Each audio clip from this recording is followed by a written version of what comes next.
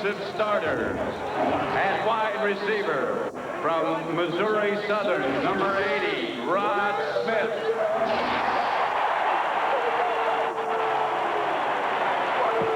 At left tackle from Western Carolina, number 77, Tony Jones.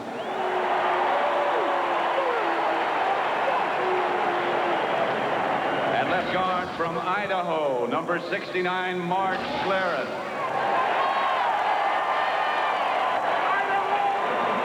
At center from Boston College, number 66, Tom Nalen.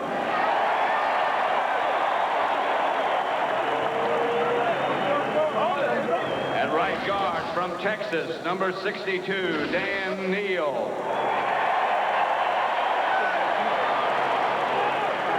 At right tackle from Rutgers, number 74, Harry Swain.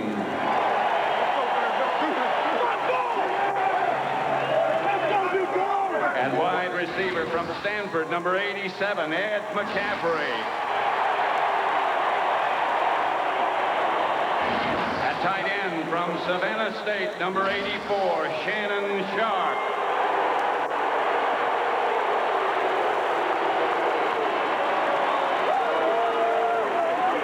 At running back from Georgia, number 30, Terrell Davis.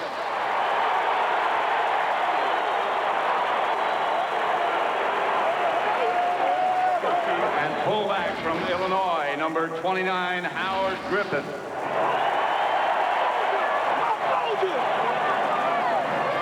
And quarterback from Stanford, number 7, John Elway.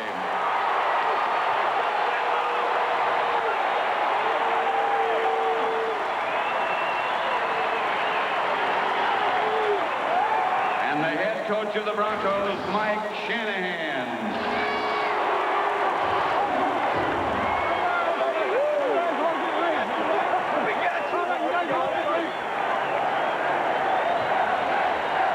Workman-like offensive group and defensive group, John Madden. You know, it was interesting to listen to the crowd. It doesn't seem like the crowd is in favor of the Denver Broncos, does it? I would bet. Now, you don't know. I mean, the Atlanta Falcons haven't been introduced yet, but I bet they get a bigger hand than the world defending champion Denver Broncos did. Well, geographically, of course, Atlanta much closer. Evander Holyfield. Well, there's one who you know who he's rooting for. Yeah. Big Atlanta Falcon fan is the heavyweight champion, John Elway. You wonder if this is his last game or not. Yeah, I think it is. You know, John Elway wouldn't say because, and I think he's right. I don't think you can say that you're going to quit before you quit or you're going to retire before you retire. But in talking to Mike Shanahan, he says John Elway will retire.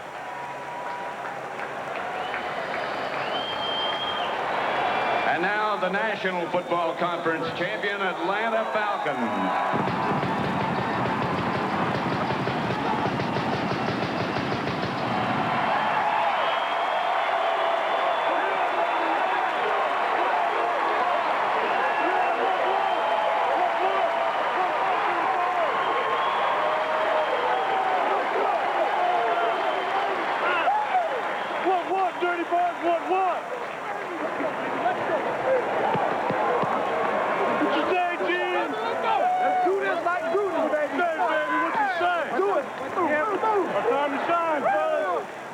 Let's meet the Falcons' offensive starters. At wide receiver from Mesa, number 80, Tony Martin.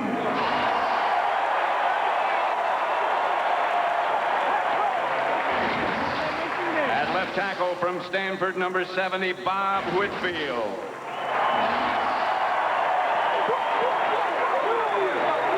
At left guard from Texas A&M, number 68, Calvin Collins.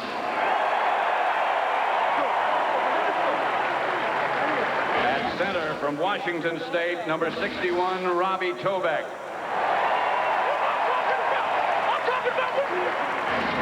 At right guard from Iowa State, number 69, Gene Williams.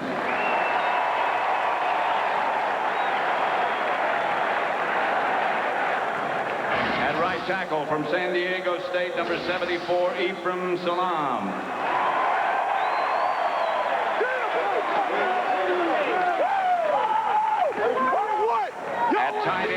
Kent State, number 88, O.J. Santiago.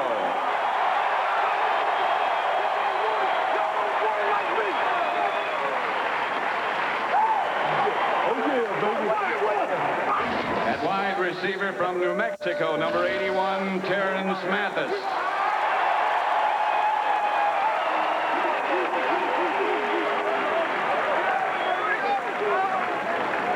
At quarterback from Washington, number 12, Chris Chandler.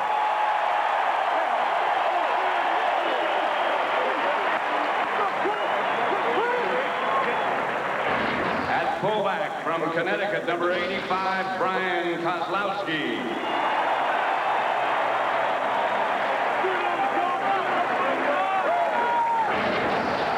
And running back from Utah, number 32, Jamal Anderson.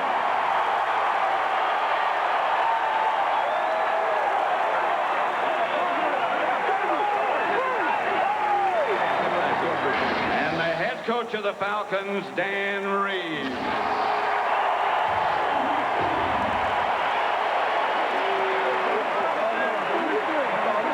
Amazing story is Dan Reeves, who has survived a quadruple bypass. You talk about comebacks. We have players, and there's the comeback coach. Ray Crockett, Bill Romanowski, and Keith Burns.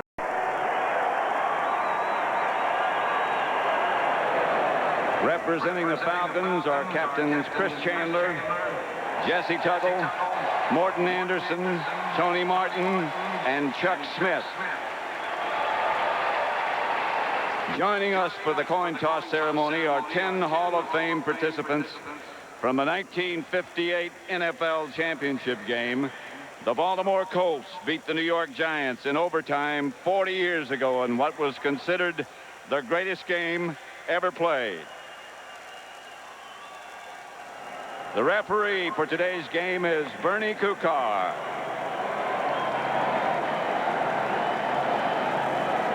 To toss the coin, the captain of that 1958 Baltimore Colts team, Gino Marchetti. The visiting team, they will make the call. Here's your commemorative coin. That is head, that is tail. What is your call, Captain Davis? You're going head? Please toss the coin.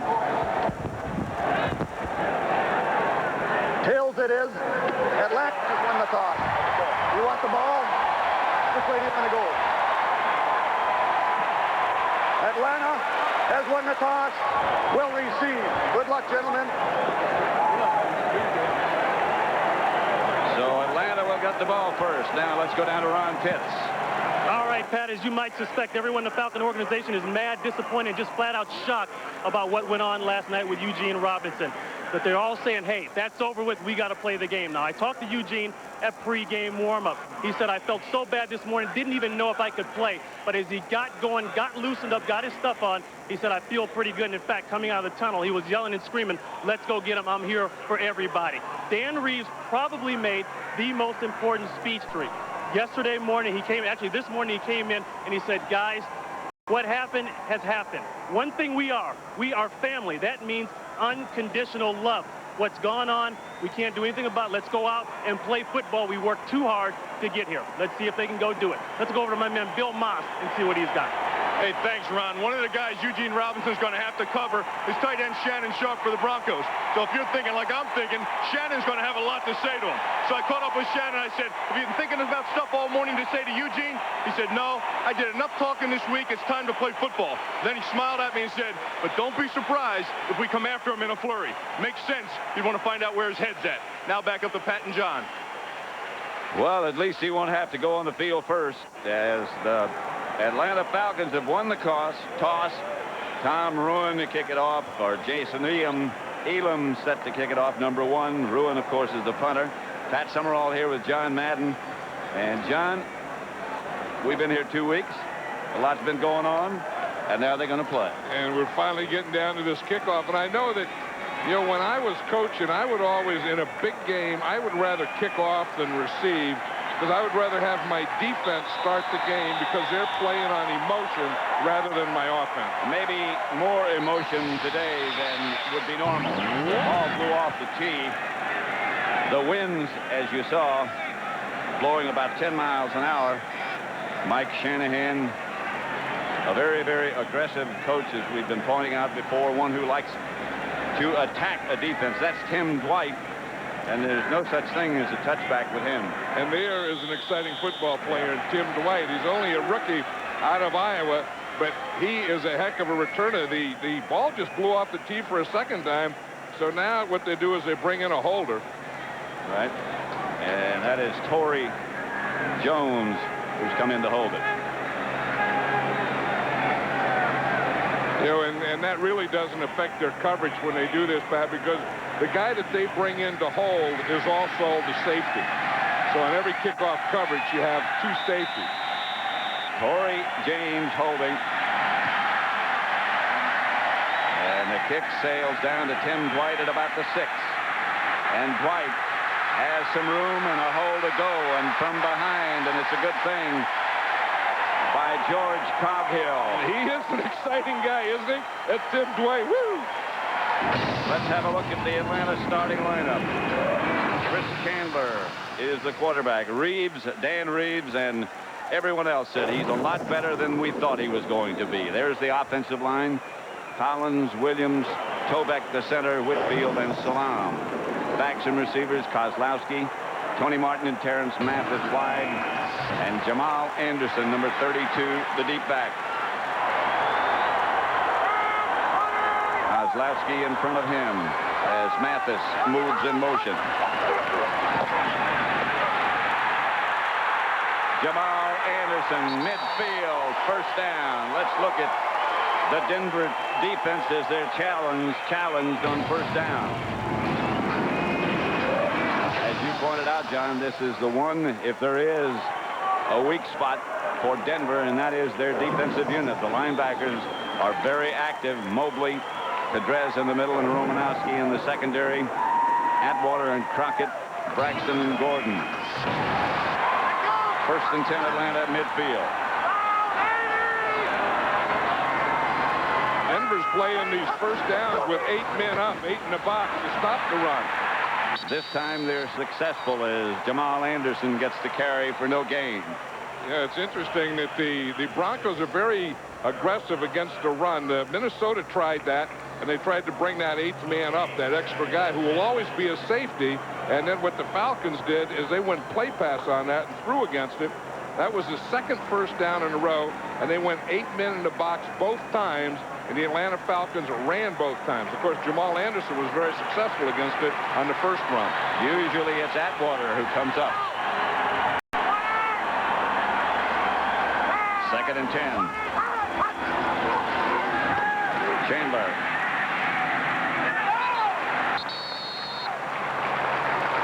Tony Martin made the stretching catch, kept it in bounds, picked up about 5. Tony Martin is really something. He's their speed guy. You know, Terrence Mathis plays the other side. He does that possession stuff.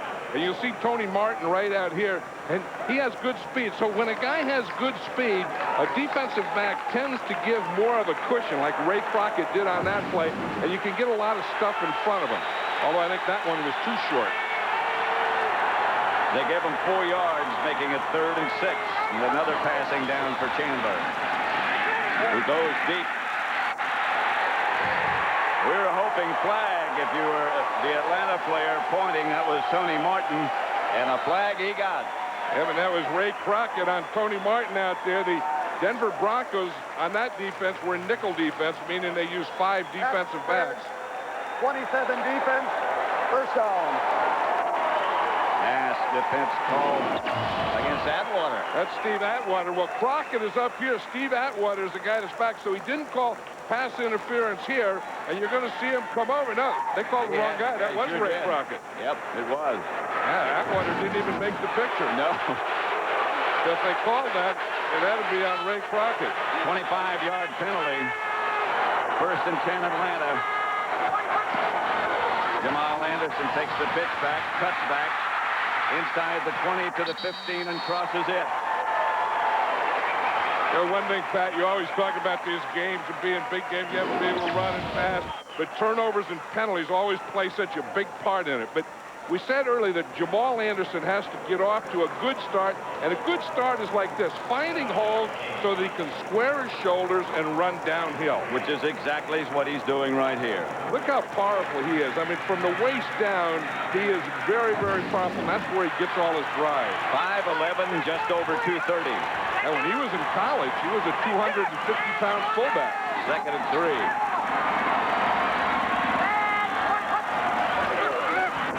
Anderson again.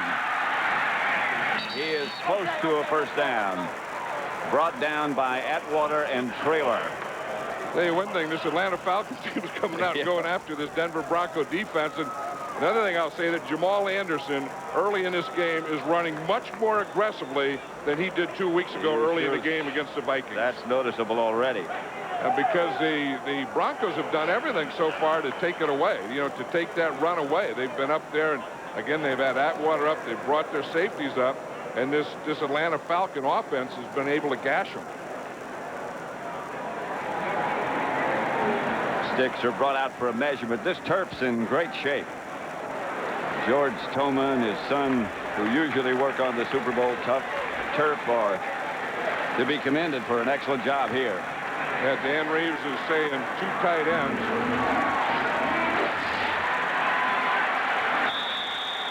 Oh, here's something interesting. He's putting little Tim Dwight in there. Now, sometimes they'll sneak Tim Dwight in the backfield. Light him up at tailback. Yep, and they're not doing it here. I mean, he's out there as a slot now. But they got that bunch formation. You see the 3 guys over to the here? right. To the right. 3rd and short. The sneak by Chandler should be enough. It is. First down, Atlanta. Yeah, that was the old trick where you put the bunch out there and you want them to say, look out for the bunch right, bunch right, and then your quarterback sneak. You see what happens? See, they're getting them here, so everything is pointing out here. Everyone's looking, what are they going to do out here? And then you just take your quarterback and let him sneak the ball. See, they spread them out a little, then they give them motion, and then they get their lead with the motion, and Chris Chandler just picks up that first down. Just outside the 10. The old distraction before the sneak. Mathis, the move man. The handoff is to Anderson. Finds a little gap and gets to about the 8. Stopped by Tanabasa. Against the Minnesota Vikings, we said how the Atlanta Falcons started out, and they started out passing in order to run later. And in this game, they're starting out running. I mean, that time, they just went to the left side, and he just got right in there behind Brian Kozlowski. Well, if you talk to the coaches, both of them, almost to a word, said the same thing. We've got to be able to run the ball. And we've got to be able to stop the run. Well, Chris Chandler told us yesterday, he said, I hope we start out passing and then run later, but he didn't get his hope. Nope. Back to throw it. Here comes the Bronco blitz, and Chandler's going to take off with it. Throws it incomplete. For Santiago, who was... Oh, and Bill Romanowski really had a shot on him. As you said, he was coming on a blitz, and he had Chandler zeroed in. And Chandler, here's Romanowski right here. Now watch here. Chandler feels it right now. He gets picked off a little, and he just steps up.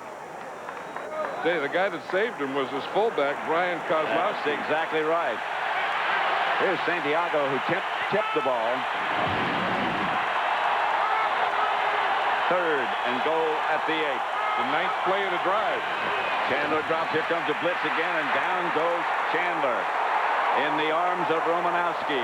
Romanowski didn't get him on the other side, but he's zeroed in on from the right side.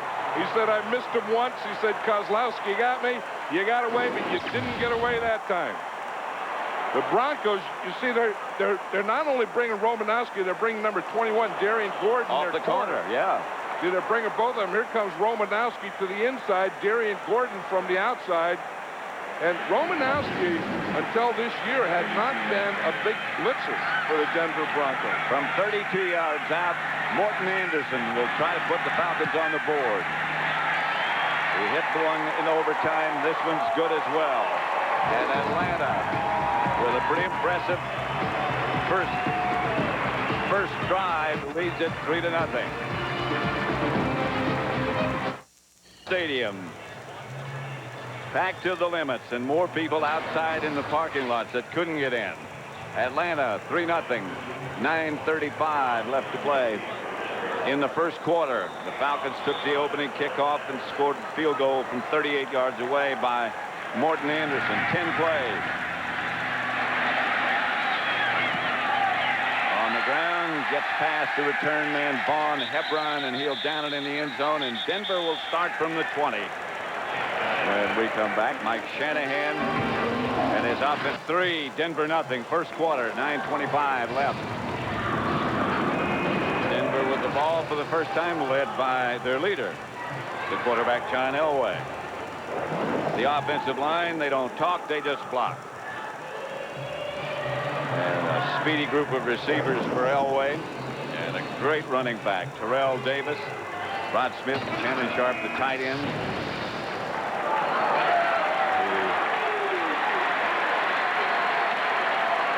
We'll let you know exactly how he feels.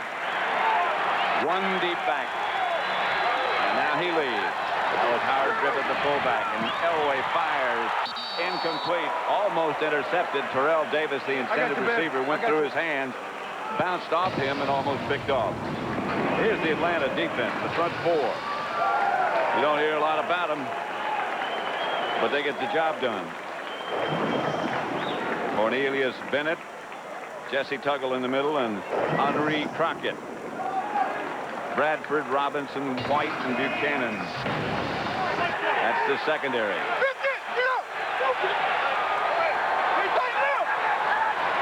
The second play in a row, the Broncos are in an empty backfield. Elway fires across the middle. Pass fluttered getting there, but it got there to Shannon Sharp. Yeah, this is the thing that the Broncos will do to spread yet. See, here's John Elway here. Then he has a receiver here, here, here, here, and here.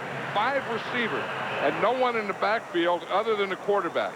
And they started out that formation on first down and then second down. Like Mike Shanahan says, he said, I want to spread them out early, go empty early, and see what they're going to do to it. Not empty now as McCaffrey goes in motion. Terrell Davis. Couple of yards. You know, and that's the problem with empty is you can't run Terrell Davis, and Terrell Davis is the best running back in football. And I think that, you know, every game that they play, Mike Shanahan says, we have to run Terrell Davis 25 times. And then in this one, he said, you know, maybe in this game we'll run him 30 times. He said, you know, Terrell Davis could run 32 times, and I think if we would have kept there talking to him, he'd be up to about 50 times. Because there is no next week. He's got a lot of time to get well. Again, he gets the ball. Davis gets another couple. And the key to this Atlanta defense is they play so well on defense. That these 4 guys here, 1, 2, 3, 4, when the ball is snapped, they all penetrate and try and play on this side of the line of scrimmage. And they're guys that are strong, and they always play their gaps. You see, they stay in their gaps, and that's the thing about this Atlanta Falcons defense. It is very, very disciplined. 3rd and 7. Elway lines up back in the shotgun. This time it's not an empty backfield, though. That's Rod Smith on the move. Elway drops and throws and has Rod Smith. And Smith breaks one tackle and heads down the sideline. Rod Smith finally knocked out of bounds just short of the 20. I'll tell you, John Elway, this could be his last game, but he can still gun that thing, can he? He looks like John Elway that played 12 years ago, 15 years ago. It's a nickel defense, and they put in their nickel back, and he just beat him on a slant. And he just started out, then he went to the inside. And one thing about these Bronco receivers, they run well after the ball, and they block well. 1st and 10, Denver at the Atlanta 24. A gain of 41 yards. I was just saying that they were in nickel, and the guy trying to cover him was Randy Fuller, their nickelback. Davis gets the carry. And that's the thing about this Bronco offense that makes it so good. You can say that, you know, Terrell Davis is something, and we have to stop him. But then you have John Elway, one of the all-time greats. And he has Rod Smith out on one side, Ed McCaffrey on the other side, and then they got Shannon Sharp as a tight end. So anything you do or any adjustment you make, they have another way to go where they can slice you up. 2nd and 8. Davis deep. The give is to Davis. Room. Inside the 15. You know, the one thing that they do with Howard Griffith, he's their fullback, and he's going to be their lead. And now they don't always go to the side that he leads to. I mean, that he lines up. See, he lines up on that side, leads back on this side. By the time he gets to the hole, there is no one to block. I mean, that thing was blocked so well by the left side of the offensive line, Tony Jones and Mark Schlereth, that there was no one for Howard Griffith to block. You could see him looking as he came through the hole. Couldn't find anybody. But, you know, that's the old key. The side you line the fullback up to would always be the side that he would lead to. So what they do is they line him up on the right. Then instead of running to the right, they led him back to the left side and kind of a counterplay to Terrell Davis. 1st and 10, Denver. Just about, well, between the 14 and 15-yard line. You know, the strength of both of these teams is their offense. And both of these defenses are vulnerable. You know, I mean, you can move the ball on these defenses. If there, or at least we thought, if there was a strength of both teams. Yeah, John Elway's yelling that they didn't reset the play clock. No, they didn't. They didn't. Is exactly right. So the referee will go and talk about that. But that's not. If we're too much time, if the clock had been reset, that would be a penalty against the Broncos. But not resetting the clock, they can't penalize the Broncos. There is no penalty. The clock was not reset. 25. That's correct. It was not reset. Sorry to say is both these teams, the strength of their defense, and as you pointed out, defense is not their strength. But if there is a strength, they don't allow too much rushing yard. No, they play the run well. They're very disciplined. Ray Buchanan is a heck of a cornerback. That's Davis. Didn't get back to the line of scrimmage. Chuck Smith came around the corner. And Chuck Smith is the reason that Davis didn't get back to the line of scrimmage. And like we say all the time, if you're going to stop a great runner, the way to stop him is on his side of the line of scrimmage. And watch Chuck Smith. He's going to come in here. You see, and they were trying to pull and trap him, and he beat that trap. And he ends up on this side of the line of scrimmage, and he gets Terrell Davis before he ever gets back to the original line of scrimmage. Right around the trapper. He lost about a half a yard. 2nd and 11. Elway. Pass caught by Shannon Sharp. Sharp might be down just shy of the goal.